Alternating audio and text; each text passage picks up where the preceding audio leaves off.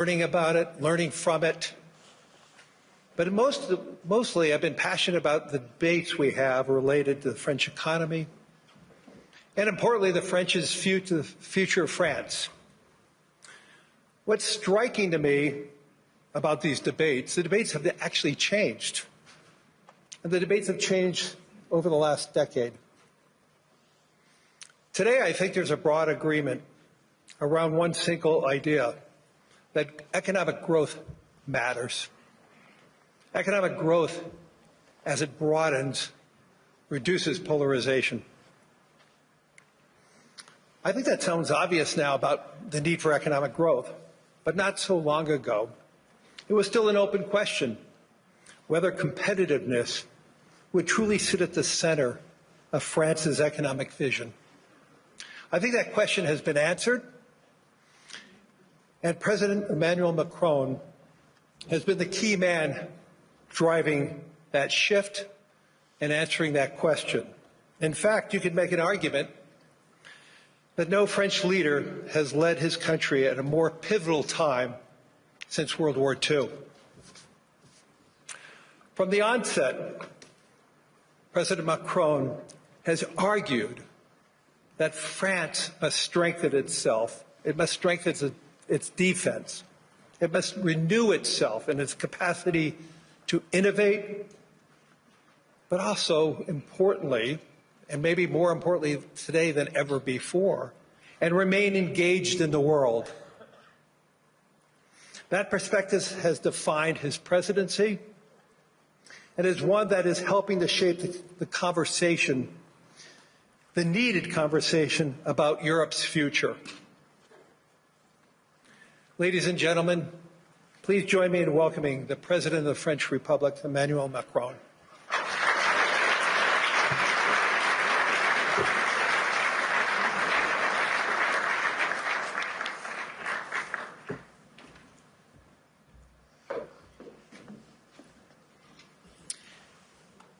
Thank you very much, Lai, for your words.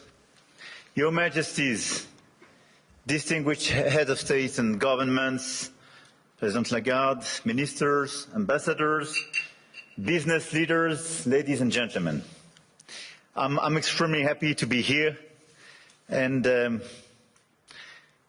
it's great to be here, as the Financial Times would say. And it's a time of peace, stability, and predictability.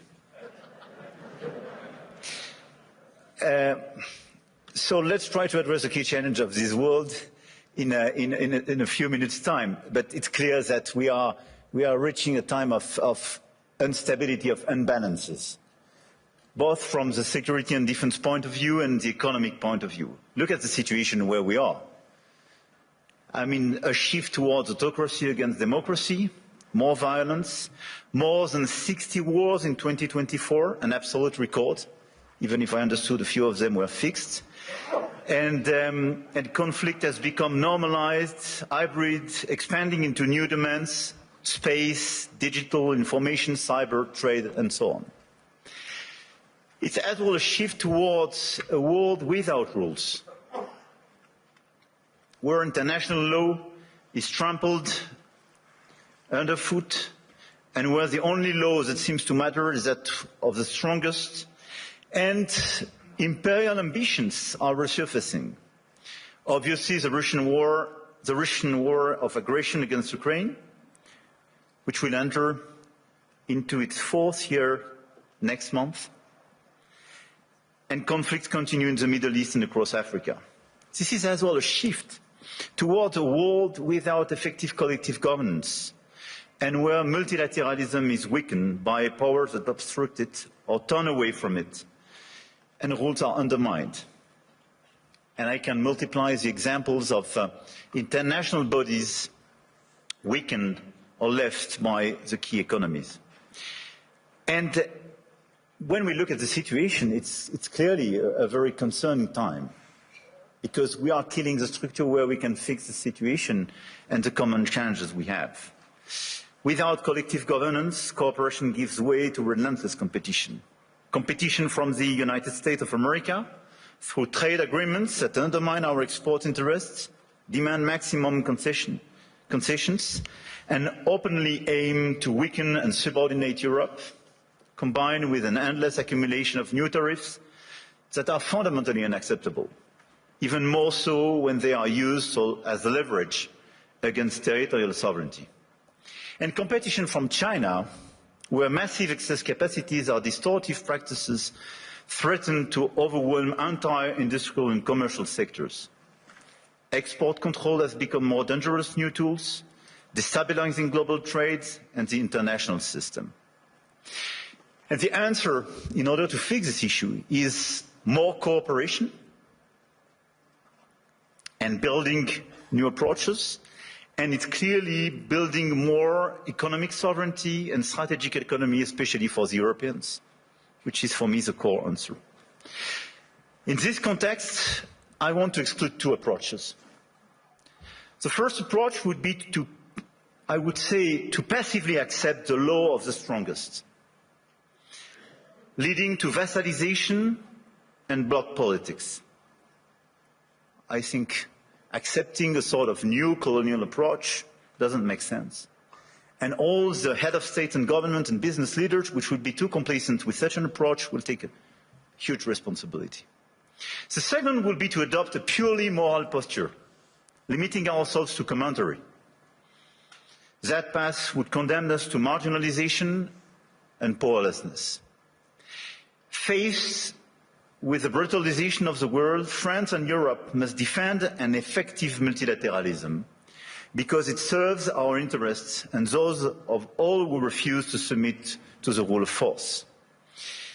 And for me, the two answers are, on one side, more sovereignty and more autonomy for the Europeans, on the other side, an efficient multilateralism to deliver results through cooperation.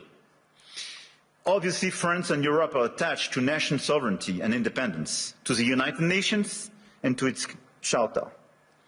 And it's not an old-fashioned way to live multilateralism. It's just not to totally forget what we learned from the Second World War and remain committed to cooperation.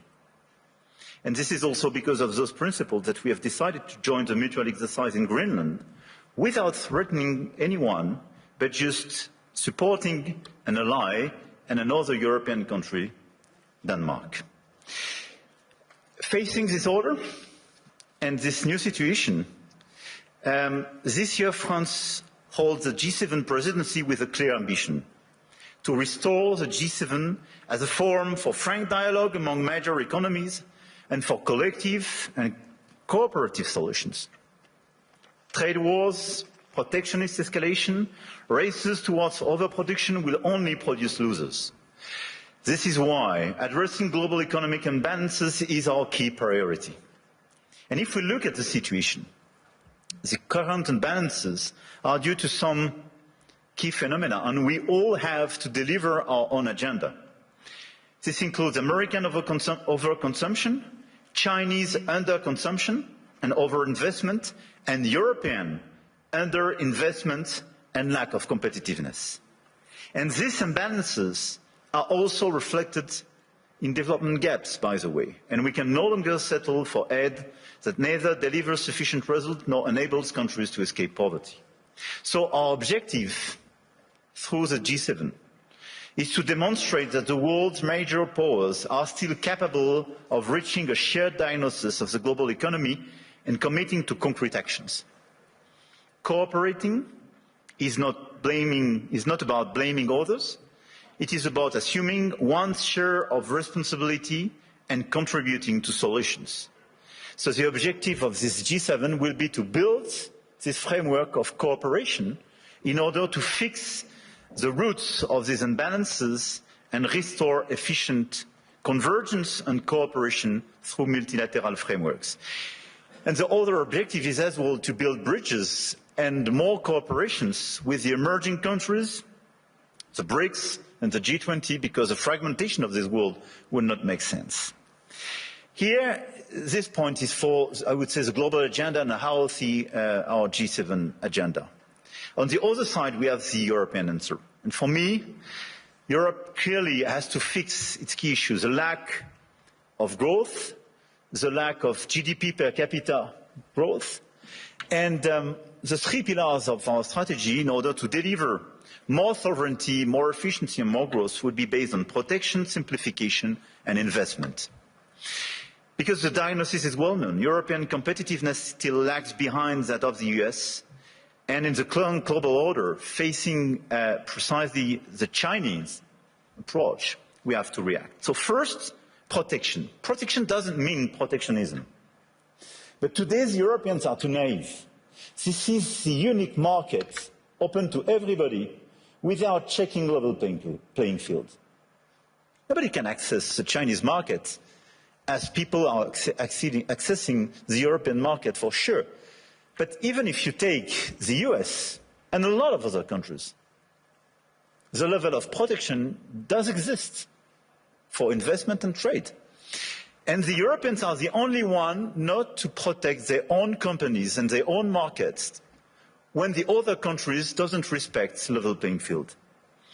This is why we have to be much more realistic if we want to protect our chemical industry, our industry, from the automotive sectors to a lot of others, because they are being literally killed by the lack of respect of a normal framework and level playing field. Europe has very strong tools now, and we have to use them when we are not respected and when the rules of the game are not respected, by the way. The anti-coercion mechanism is a powerful instrument, and we should not hesitate to deploy it in today's tough environment. We must also advance the principle of European preference. There is a North American preference in your market. There is no European preference today. We are progressively creating it, and in the latest documents and decisions taken by the decisions, we do have the first examples of that, but this is extremely good. And we are currently aligning closely with Germany to deliver an ambitious and simple framework. And this is a decisive project, and I count on the European Commission to present a proposal as well by early 2026 with the highest possible level of ambition in order to deliver, I would say, across the different sectors, the principle of European preference. This is a necessity. We must act on imports as well regarding this protection issue. And in the context of escalating trade tensions and Asian overcapacities, Europe must strengthen its trade defence instruments, including mirror measures to enforce regulatory standards, and we must improve the quality and added value of foreign direct investments, targeting projects with strong export potential. And this is core for the rebalancing with China. China is welcome, but what we need is more Chinese foreign direct investment in Europe, in some key sectors, to contribute to our growth, to transfer some technologies, and not just to export towards Europe some devices or products which sometimes don't have the same standards or are much more subsidized as the one being produced in Europe. It's not being protectionist, it's just restoring this level playing field and protecting our industry. So from safeguard clauses to mirror clauses to European preferences and incentives for more FDIs, this strategy is absolutely key. And in parallel, protecting our economies will also require a resilient strategy on both imports and exports to de-risk supply chains, particularly for raw materials, rare earths, semiconductors, chips, and to diversify our trade partners. The second pillar of the European economy and the European strategy should be simplification. And when I speak about simplification, we started with CSRD, CSDDD, and we have to do much more on different sectors, and we did it during the past few weeks on automotive, and we have to do it on chemical, digital, AI, banking, and so on. And the core of this simplification is sometimes to get rid of some recent regulations when they desynchronize in a certain way the European Union in comparison with the rest of the world. But we have as well to accelerate the deepening of the single market. On all these sectors, the 450 million inhabitants and consumers market should be the domestic market of all the EU companies. It's not yet the case as long as you have complexities. In doing so, we must ensure respect technological neutrality and non-discrimination within the European Union. This is another pillar, another point of simplification. Neutral approach in terms of technology and non-discrimination. We discriminate during such a long time between the different sources of energies. It's counterproductive for the Europeans themselves. Companies have a role to play, and we must act, and you must act. And clearly, you must help identify and concretely help us to simplify where it is needed.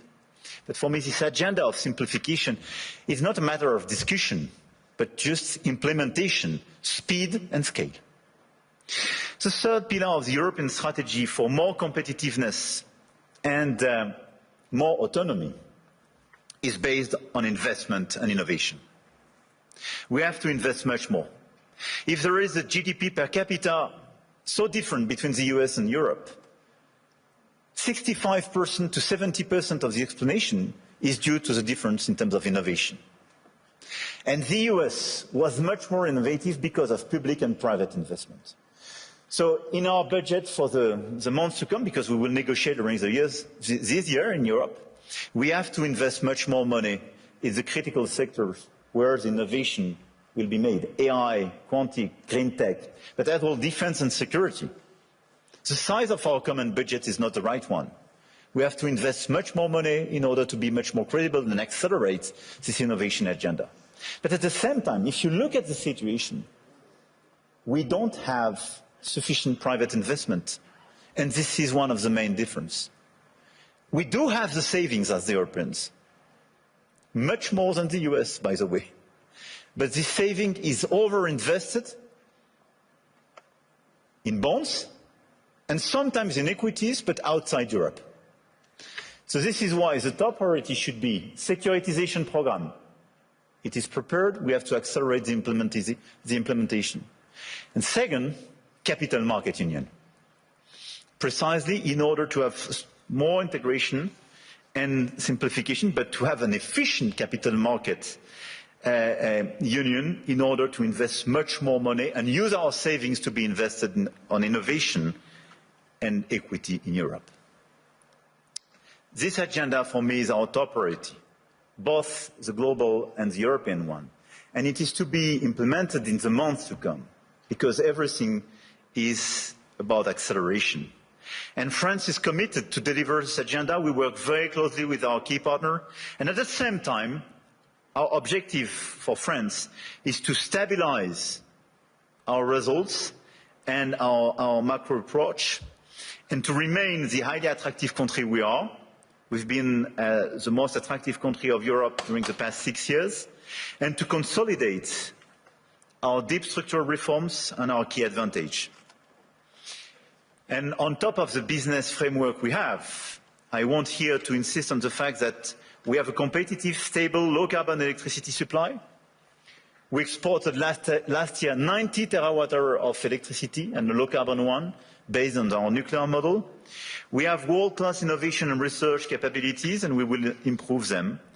And we have one of the most vivid and active ecosystems in AI, quantum computing, energy transition, etc., and a lot of the startups and unicorns and large caps of these sectors are with me in my delegation today. And on top of that, let me insist, and I will stop here, on the fact that we have a high-quality infrastructure and large market with strong purchasing power. And we have a place where rule of law and predictability is still the rule of the game. And my guess is that it is largely underpriced by the market. And beyond what you can do in terms of investment, what you can do in terms of strong ambitions, having a place like Europe, which sometimes is too slow for sure, and needs to be reformed, for sure, but which is predictable, loyal, and where you know that the rule of the game is just the rule of law, it's a good place. And I think this is a good place for today and for tomorrow. So we will be committed during 2026 to try to deliver this global agenda in order to fix global imbalances through more cooperation. And we will do our best in order to have a stronger Europe, much stronger, and more autonomous, based on the pillars I just mentioned, and based as well, and we can revert in the dialogue, but on more investment and commitments on defense and security, because we have to invest much more and invest much more. Because we do believe, and here in the epicenter of this continent, we do believe that we need more growth, we need more stability in this world, but we do prefer respect to bullies, we do prefer science to plotism, and we do prefer rule of law to brutality. You're welcome in Europe, and you are more than welcome to France.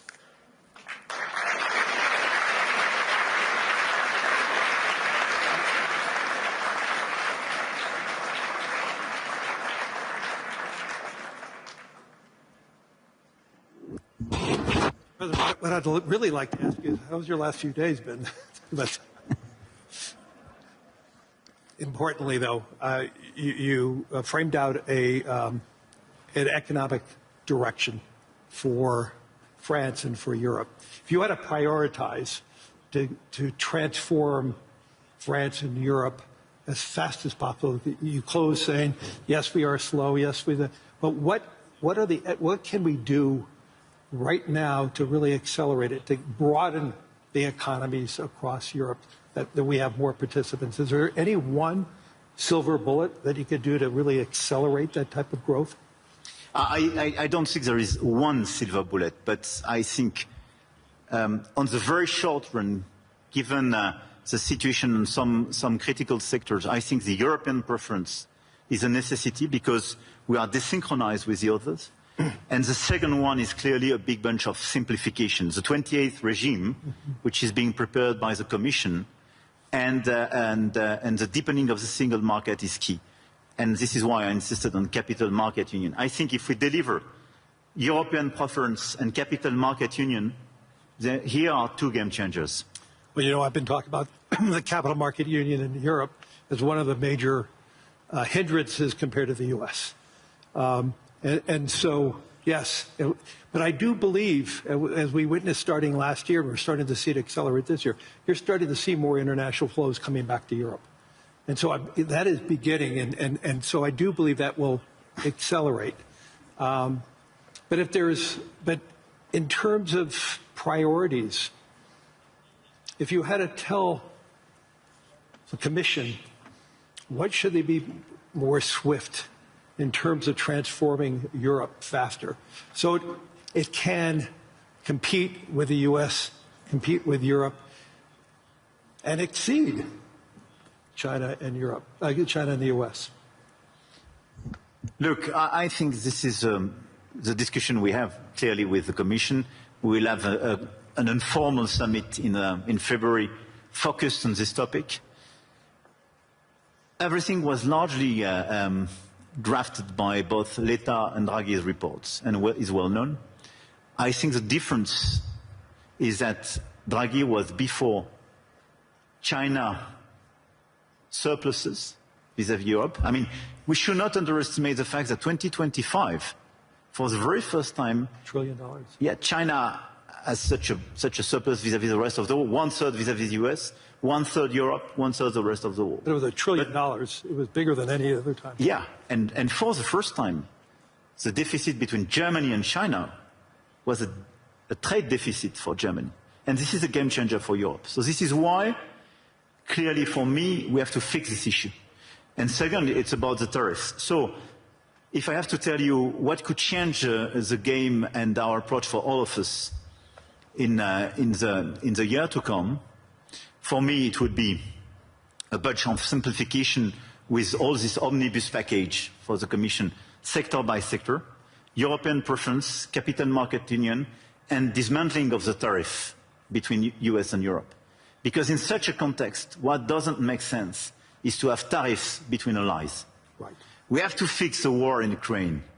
We have to help the Ukrainians to resist and find a sustainable peace. We have to fix prosperity in democracies.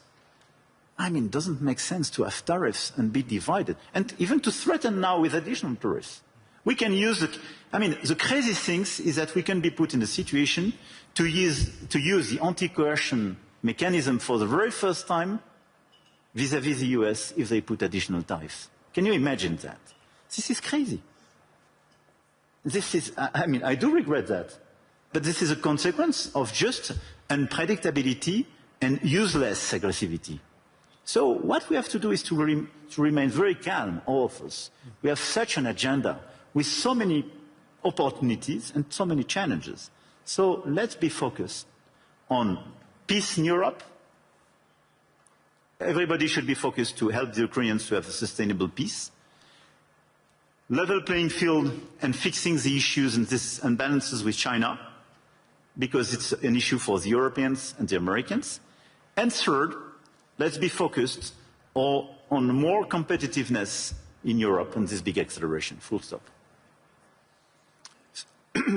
Throughout the sessions today, and I think during the week, AI is going to be the dominant conversation. And the question is, how does AI develop in Europe? I know there was one conversation already being held on that. What is your vision of AI for France specifically? Look, we are a strong believer, and 1 year ago we organized this AI summit in Paris, and we are one of the most vibrant ecosystems in Europe. We're really built. Not in a recession, so 6.9%, calendar year 2025, 5.4%. I have called for getting that number down to 3% by the end of President Trump's term, and I think we're on the way. So you've been using that tariff money to pay down the deficit then? It feeds into the general account, and it's been a big part of it. And again, last year, the U.S. 10-year bond was down about 40 basis points. I believe France was up about 40 or 50, Germany was up 50 or 60. U.S. bond market had its best performing year since 2020. And again, back to your point that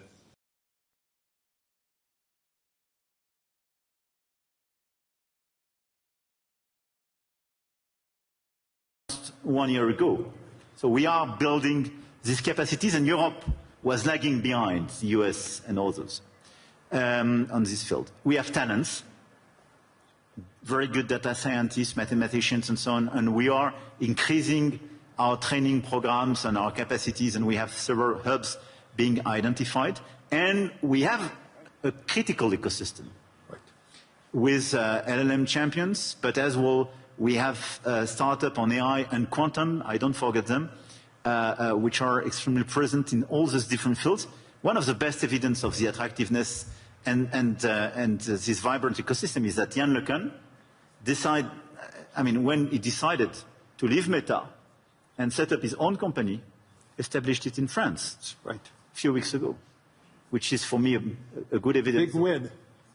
A big win, and we will do our best to help him to work. This is a global company, but incorporated in France and established in France with these talents. So we have all these assets. But what is important for me now is to invest, to help all the startups and the companies in this sector to do much more and to increase, but to do my best in order to make sure that their domestic market is the EU market and not just the French one. Right. And when we speak about strengthening the single market, this is this point. And this is a game changer, because it means your domestic market is not just 68 million inhabitants, but 450 million. It's super important. And it's important for Europe to have that unified grid, which it does not have yet. Exactly. So, for the remaining time, is there any one message that you really want to push over the course of your remaining term that really will resonate, not just resonate for France, but resonate for the world? Look, I really believe that we are in in these very challenging times. And you mentioned some of these challenges in your speech. I did in mind, and unhappily, we were even not totally complete. Mm-hmm. And at the same time, we see the level of investment in this world, in the current environment, and the ongoing revolution. This level of investment has no comparison with what happened during the past years, not to say decades. So my main message would be, let's not be shy. Let's not be divided. Let's not accept a global order which will be decided by those who claim to have I would say, the bigger voice or the bigger stick or the bigger one. I don't know. But let's focus on just common interests and common challenges. We know what we have to fix: growth, peace, climate. And we should not forget climate in this current agenda. We want peace, we want growth, we want climate. And investment, innovation, everything should be dedicated to fix these three issues. And in order to fix these three issues, let's focus on the key investments, the key innovation, but our ability to cooperate as well. And let's be clear, Davos was founded for restoring a global discussion, having a global discussion between business leaders, but as well governments and so on. A global discussion is a discussion where everybody is respected and where you provide an improvement and a way forward for every place and every people in this world. This is the only way to make it sustainable. And I think this is the right way to do. And even if this is less present in the global debate today, we should focus much more on this approach. More cooperation, and let's focus on our key challenge to deliver peace, prosperity, and decarbonization of our economies for our fellow citizens. This is our duty. As business leaders, as head of states and governments, and we have everything in order to deliver this agenda. Just let's be coordinated. Let's not waste time with crazy ideas. Let's not open Pandora box or new topics. And it's not a time for new imperialism or new colonialism. This is a time of cooperation in order to fix these three global challenges for our fellow citizens. Full stop. We ran out of time. I want to thank the President of the Republic of France, Emmanuel Macron, for his wisdom, but most importantly, for your humanity and your leadership. Thank you, Larry. Thank you, Larry. I appreciate it.